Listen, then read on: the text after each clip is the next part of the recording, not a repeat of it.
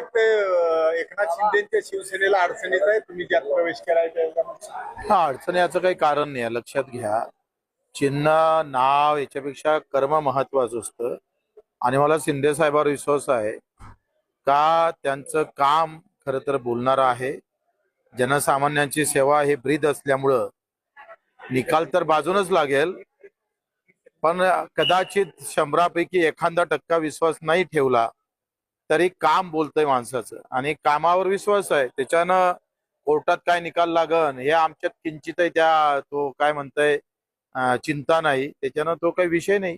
ज्या पद्धतीने संजय राऊत असतील, उद्धव ठाकरे असतील, आदित्य ठाकरे ज्या पद्धतीने बाहेर सध्या टीका जोरात करायला लागले, जे बॅकफुटला होते ते आता फ्रंटफुटला आल्याचं वाटतं. कपिल सिब्बल खूप मोठ्या प्रमाणात त्याला काही अर्थ नाही. मला असं वाटतं का एकंदरीत शिंदे साहेबांची धावपळ, त्यांचा संपर्क, त्यांचा लोकभावना ह्या ज्या महत्वाच्या आहेत, त्या कसं आहे फक्त नावावर आणि चिन्हावर सगळं काही होत नसतं. त्याच्यानं त्याची चिंता करायची नाही, आणि निकाल बाजूनच लागेल. आणि नाही लागला तरी शिंदे साहेब सक्षम आहे. मोठ्या प्रमाणात अत्याचाराच्या घटना ज्या ते घडतायत असं संजय राऊत म्हणतात की सरकार कुठेतरी अपयशी आहे, अपयशी आहे. मला वाटतं काही गोष्टी बाबतीत चिंतन मंथन होणं गरजेचं आहे.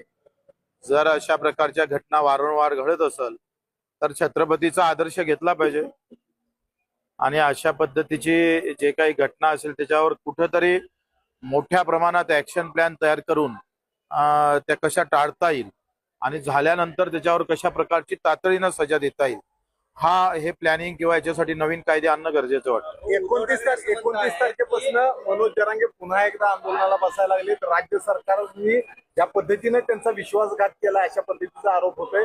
शिंदे साहेबांवरही त्यांनी आरोप केलाय, फडणवीस साहेबांवरही आरोप केलाय.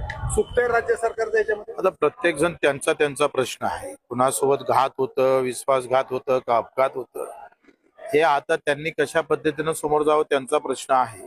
आणि आम्ही पहिलेच ठरवलं का जातीपाती धर्माच्या या अशा राजकारणात आपण पडू नये.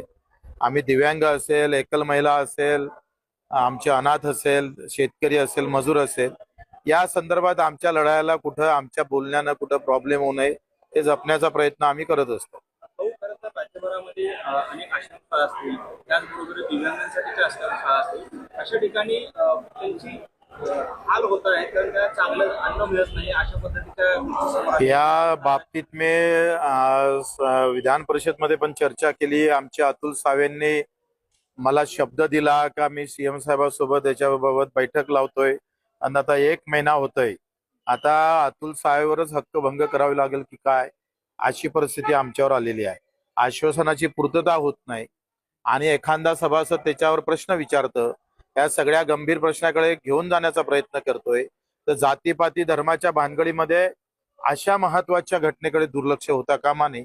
म्हणून तुमच्या माध्यमातून अतुल सावेंना पुन्हा विनंती आहे, जे दिव्यांगाचे मंत्री आहे, अशा प्रकारच्या रोज घटना दिसत आहे. वसतिगृह बरोबर नाही, शाळा बरोबर नाही, त्यांचे मानधन बरोबर भेटत नाही. कित्येक दिव्यांगांना 6-6 महिने झाले त्यांना मानधन मिळत नाही. आणि मग अजितदादा असताना ते म्हणत होते का मला अधिवेशनात आश्वासन दिलं होतं 5 तारखेच्या आत जर मानधन झालं नाही तर मी वित्त सचिवाचं मानधन करणार नाही. आता अजितदादा गेले आणि शब्दही गेला.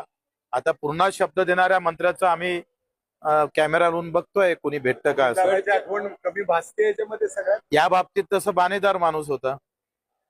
उद्धव ठाकरे आणि साहेब केसरकर साहेब असं का समजा धनुष्यबाण चिन्ह जे आहे ते एकतर आम्हाला द्या, नाहीतर ते गोठवा, कुठेतरी वडिलांचं चिन्ह किंवा वडिलांच्या पक्षाचं चिन्ह गोठवण्याची भाषा कितपत योग्य आहे उद्धव ठाकरे? कसं ते खाजगी नाही आहे, लक्षात घ्या. कुठलंही संघटन एका माणसाच्या परिवारापुरतं सीमित राहत नाही. त्याच्या सगळ्यांच्या हातभार असतो, प्रत्येकाचं बलिदान असतं, त्याचा त्याग असतं. ह्या सगळ्या गोष्टी लक्षात घ्याव्या.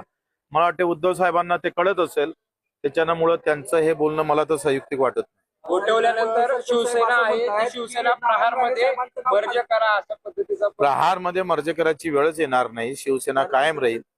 शिंदे साहेबांचा धनुष्यबाणही कायम राहील, त्याच्यावरचा वाघही कायम राहील, आणि त्याच्यातले वाघही कायम राहील. हो, दिव्यांग प्रमाणपत्रावर राज्यातील अनेकांनी नोकऱ्या मिळवलेल्या आहेत. या संदर्भात आपल्या मध्यंतरी तक्रार बोगस दिव्यांग. त्या तक्रारीचं काय झालं सर? त्या सगळ्या गोष्टीबाबतच मी विधान परिषद मध्ये 97 ची चर्चा आणली होती. त्याच्यावर आश्वासन दिलं होतं आता मंत्री महोदय गंभीर नाही, पुन्हा सत्तेत राहून आंदोलन करायची वेळ येऊ नये इतकंच म्हणणं आहे. साहेब केसरकर साहेब असं म्हणतायत की नारायण राणे साहेबांचं नाव जे आहे ते खासदारकीसाठी सुचवल्यामुळे मला मंत्रिपद मिळालं. आता तो त्यांचा व्यक्तिगत प्रश्न आहे आणि त्यांच्या मनात काय, राणे साहेबांच्या मनात काय, केसरकरांच्या मनात काय, ते मी काय जाणणार आहो. मी इतका राजकीय तज्ञ पण नाही.